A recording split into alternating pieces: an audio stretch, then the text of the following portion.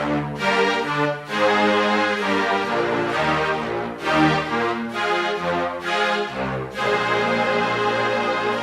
ากรักเอาไว้ฝากไปในแสงดวงดาวที่ส่องประกายวับวาววาวอยู่บนฟากฟ้าให้แสงสุขใสได้เป็นเสมือนดวงตาคอยส่องมองเธอด้วยแววตาแห่งความภักดี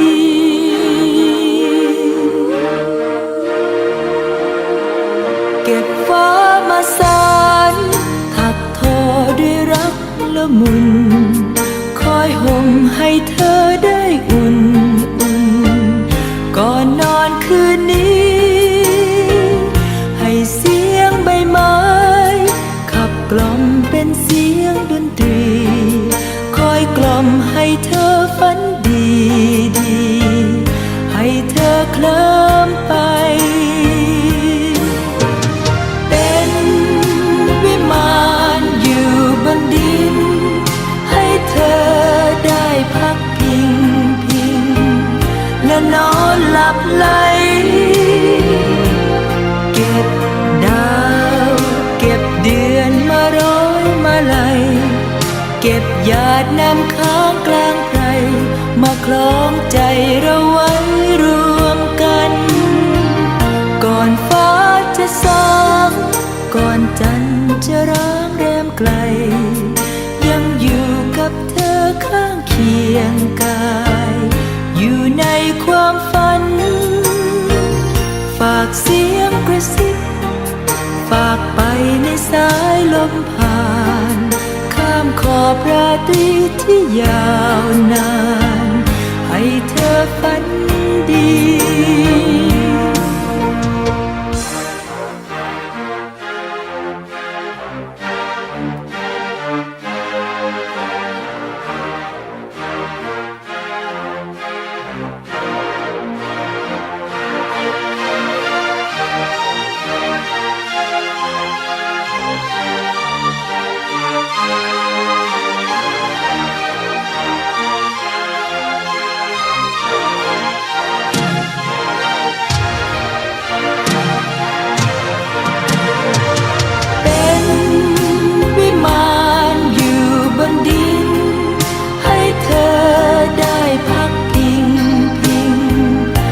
นอนหลับไหล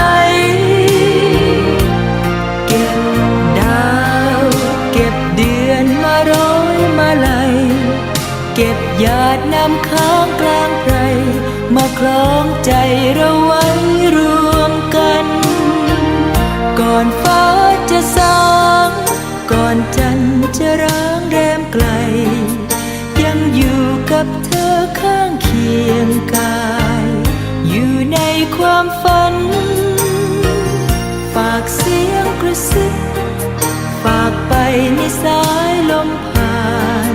ข้ามขอบราตรีที่ยาวนานให้เธอฝัน